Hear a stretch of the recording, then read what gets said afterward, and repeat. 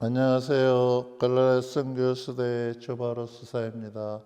성부와 성자와 성령의 이름으로 아멘. 이번에는 21번째 강좌로서 봉사자와 관리자에 대해서 하겠습니다. 누가복음 10장 38절에서 42절의 말씀입니다. 이 복음은 베타냐, 예수님이 자주 가시는 베타냐의 두 자매의 이야기에서부터 시작됩니다.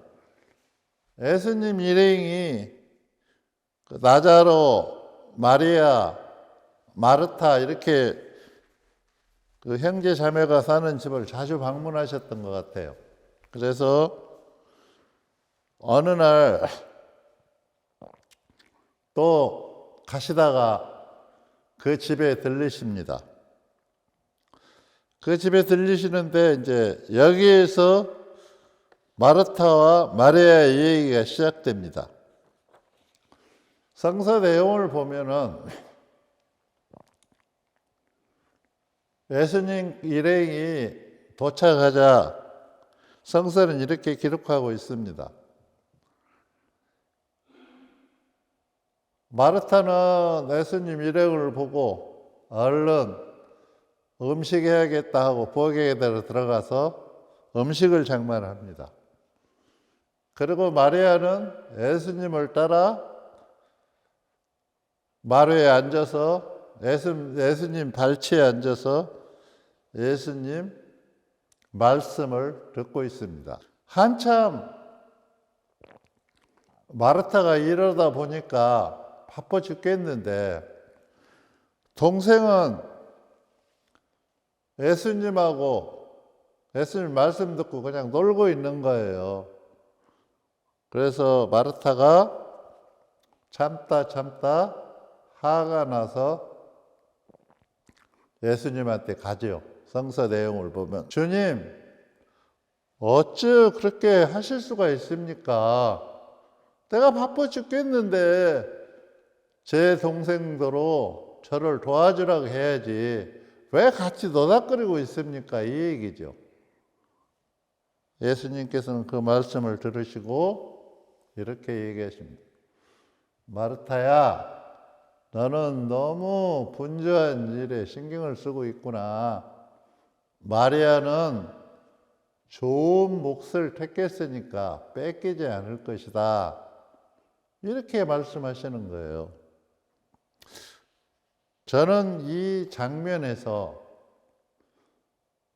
마르타의 모습을 우리가 볼 수 있고 마리아의 모습을 볼 수가 있습니다. 저는 마르타 입장에서 이렇게 한번 어느 날 들여다봤더니 재밌는 것을 발견했어요. 제가 이렇게 묵상해 보니까 마르타가 하가 머리 끝까지 나와서 지금 예수님한테 갔잖아요. 가서 화가 나니까 지금 누구를 혼내키는 거예요? 하느님을 혼내키고 있는 거예요.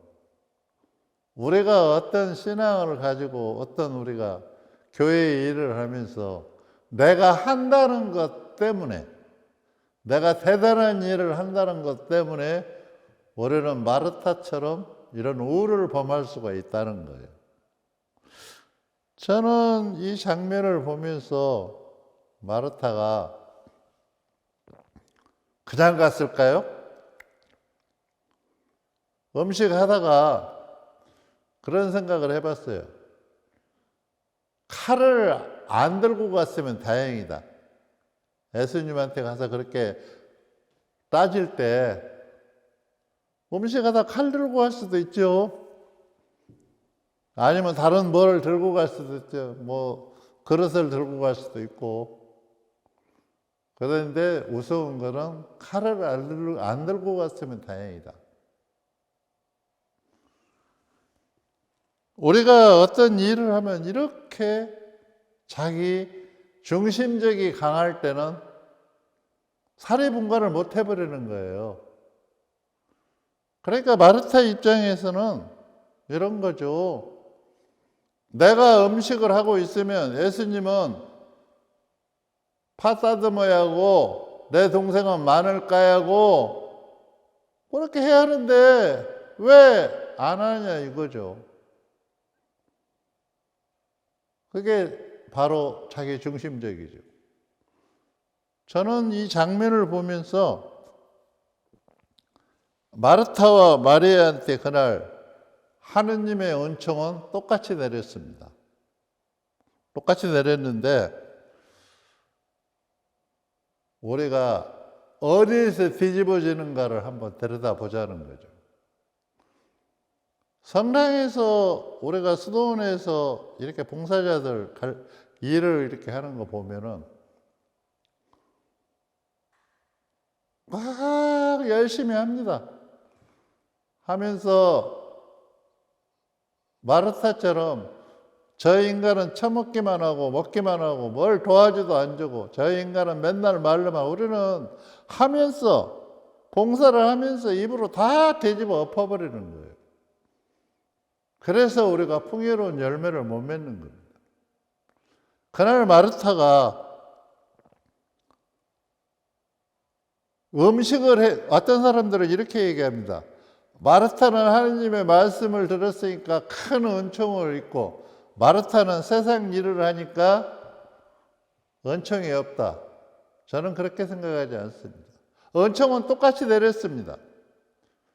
우리가 여기서 조심해야 할 게 성당이나 우리가 어떤 공동체에서 일할 때, 봉사할 때 그냥 기쁜 마음으로 하면은 은총이 똑같습니다. 만약에 그날 마르타가 음식을 장만해가지고 주님 먼 길 오시라고 수고하셨어요. 이거 드시면서 담소 나누세요. 그랬으면 은총이 똑같아요. 그런데 불평 한마디가 예수님한테 가서 한 불평 한마디가 마르타의 모든 봉사를 뒤집어 엎어버린 거예요. 참 안타까운 일이죠. 우리가 이런 것을 교회 안에서 수도 없이 하고 있습니다. 수도 없이.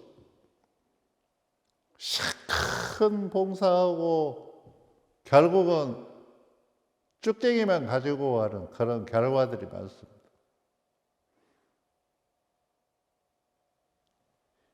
자기 중심적인 사람은 항상 어떤 게 있냐면 불평을 달고 삽니다. 자기 중심에 안 들어오면 불평이 항상 달고 사는 거예요. 그런데 여기에서 우리가 한번 들여다볼까요? 그럼 마리아는 왜 칭찬을 받았을까요? 별로 할 일도 없고 그냥 예수님 말씀 듣는다고 칭찬받는 게 아니거든요. 근데 우리는 그렇게 생각을 해요. 그렇지 않습니다. 마리아는 한번 보십시오. 예수님 일행이 마당에 왔어요. 마르타는 배고프겠다. 참 좋은 생각이에요. 아주 선한 거죠. 저분들 저 멀리서 왔으니까 빨리 밥해서 먹여야지. 아무 문제가 없는 거예요. 자기 중심적으로 시작을 했어요. 그런데 마리아는 예수님이 서 있으니까 서 있어요. 예수님이 마루에 올라가시니까 따라 올라가요.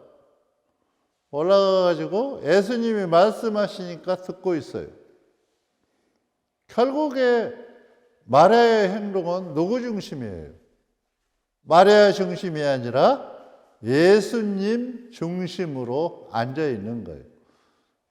지난주에 제가 얘기했죠. 이웃 중심으로 우리가 했을 때 풍성한 열매를 맺는다. 바로 마리아가 그 중심이었죠. 그래서 칭찬받는 거예요. 마르타가 그날 아무 소리 없이 그냥 했으면 은총은 똑같이 내려요. 그래서 우리가 여기서 조심해야 할 게 본당이나 어디 우리가 성당이나 성지순례나 어디 가면 봉사하시는 분들이 있잖아요. 봉사하시는 분이 그 봉사를 통해서 말 한마디가 모든 것을 뒤집어 엎어버린다는 걸 항상 기억해야 한다는 거예요. 그런 시큰 일하고 우를 보면 말로써 모든 것을 뒤집어 엎어버린다는 거예요. 저희도 여기 후원회 해요.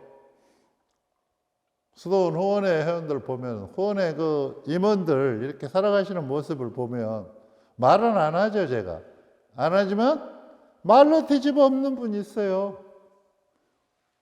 그리고 정말 말 없이 봉사하시는 분이 있고. 봉사자와 관리자가 어떻게 다를까요? 봉사자와 관리자가. 봉사자와 관리자는 다릅니다. 봉사자는 이웃 중심으로 살아가는 사람을 얘기합니다. 그러니까 그게 뭐냐면 예수님 말씀에 따라 그것을 실행하는 사람을 봉사자라고 그래요. 관리자는 회사에서 사장님이 관리하죠, 직원들. 똑같은 거예요. 그래서 공동체에 가정공동체나 수도공동체나 그 집안에 봉사자가 하나만 있어도 그 집안은 조용해요. 자, 부부가 아이들하고 살아가는데 그 중에서 하나가 부인이 됐든 남편이 됐든 하나가 봉사자로 살면 그 집안은 유지가 되는 거예요. 그런데 둘 다 남편이 아내를 관리하려고 하고 아내가 남편을 관리하려고 하고 관리자의 모습으로 둘 다 살면 그 집은 매일 시끄럽고 매일 싸우고 그래요. 수도원도 마찬가지예요. 수도원도 봉사자로서 살아가느냐 관리자로서 살아가느냐에 따라서 영성이 다르고 열매가 달라요. 근데 많은 사람들은 그것을 잊어버려요. 우리가 그 마르타와 마리아 안에서 우리가 배워야 합니다. 우리가 봉사라는 것은 그런 겁니다. 제가 예를 들어서 이제 이렇게 수도원에 강의실이 있는데 이제 청소를 해. 청소를 내가 당번이라 해. 근데 내가 이제 세 사람이 하기로 했는데 한 사람이 안 나왔어. 그래서 내가 먼저 했어. 그래서 다 깨끗이 해놨어. 신자들이 와서 너무 아름다워요, 깨끗해요. 그러고 기쁘게 강의 듣고 갔어요. 봉사자는 그 기뻐하는 모습을 보고 좋아하는 모습을 보고 같이 기뻐할 뿐이에요. 내가 했다 안 했다 그거 절대 그런 것은 아니에요. 근데 관리자는 그거를 해요. 내가 이런 거 했는데 왜 내가 한 거에 대해서 힘들게 한 거에 대해서 알아봐 주지 않지?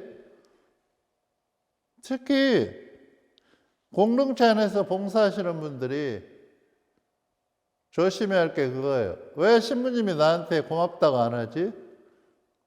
내가 이렇게 하는데 왜 나를 안 알아주지? 이것은 전부 쭉쟁이만 얻어가는 거예요. 열매를 못 얻어가는 거예요. 언제나 봉사는 딱 하고 나면 그 자리에서 끝나는 거예요. 그런데 우리는 그렇게 하고 살아가요. 우리가 마르타의 삶을 너무 많이 산다는 사실을 기억해야 한다는 거예요.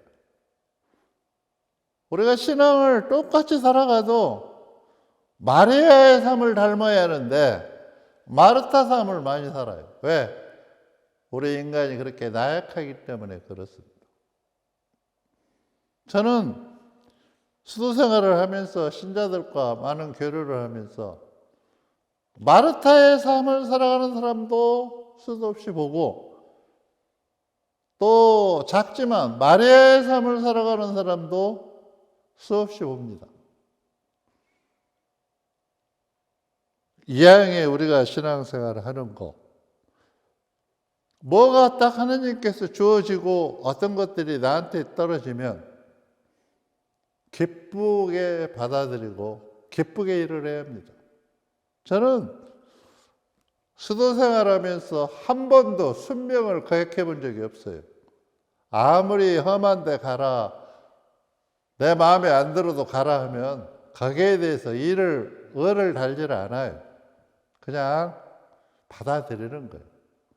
그리고 가서 기쁜 마음으로 사는 거예요. 그래서 그런지 저는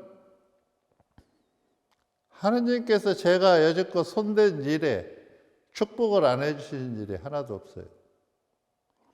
제가 부족한데 어떤 거에 대해서 이 일을 해야겠다고 손을 대면은 배로 축복을 해주셔서 그 일을 완성시키셔요. 제가 이 수도원 우리가 600평, 700평 정도 되는데 수도원 진지가 지금 거의 5년인가 7년인가 이렇게 되는데 저는 건축 건자도 모르는 사람이에요. 그래서 중국 선교하고 봄에 4월 달에 돌아왔는데 일로 내려가라고 그래요.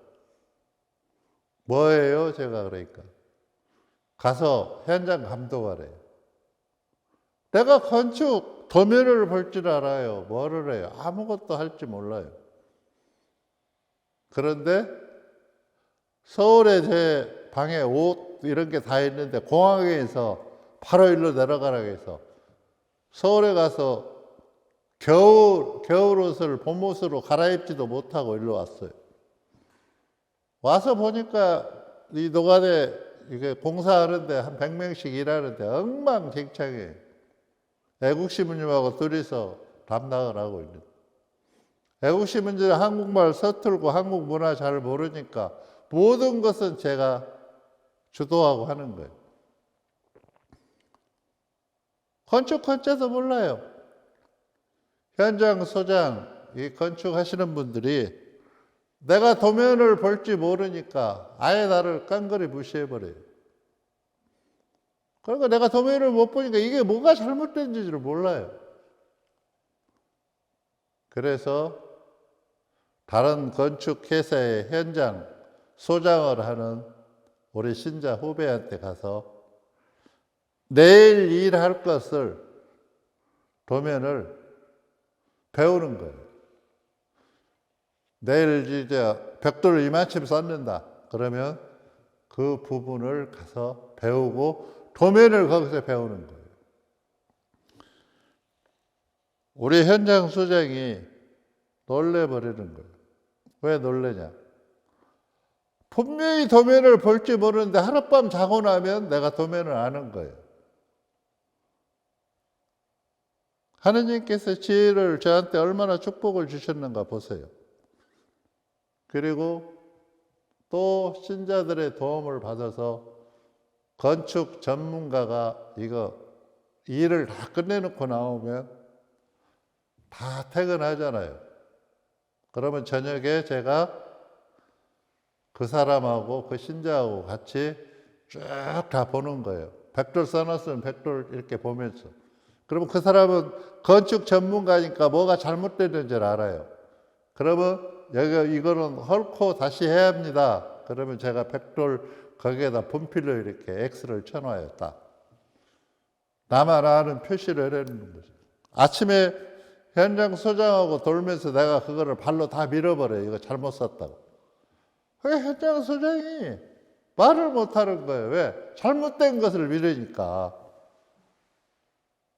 그래가지고 1년 반 동안 이 집을 안성하고 나니까 제가 도면을 잘 봐요. 우리가 어떻게 받아들이고 어떻게 기쁘게 하느냐에 따라서 선택 그 결과에 따라서 풍요로운 열매를 맺는 거죠.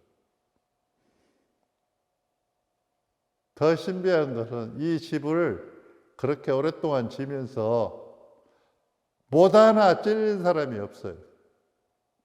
왜?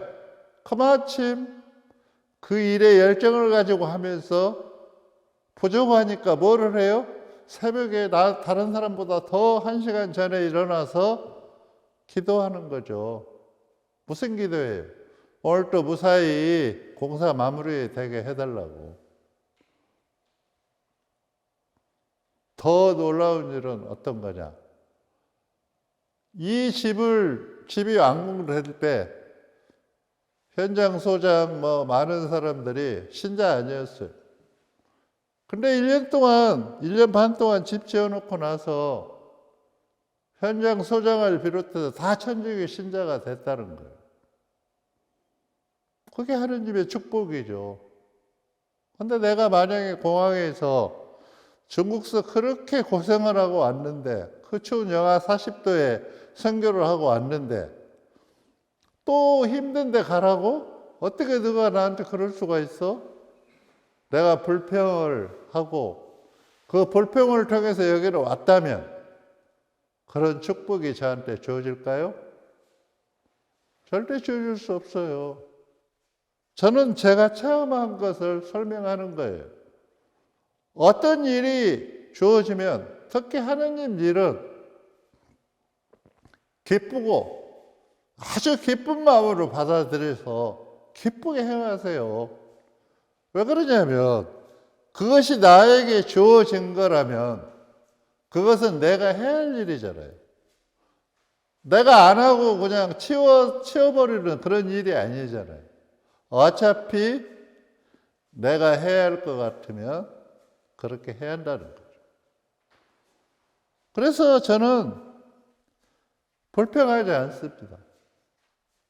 그리고 내가 불평하는 사람을 싫어합니다. 왜? 그것은 도움이 신앙에 안 되기 때문에.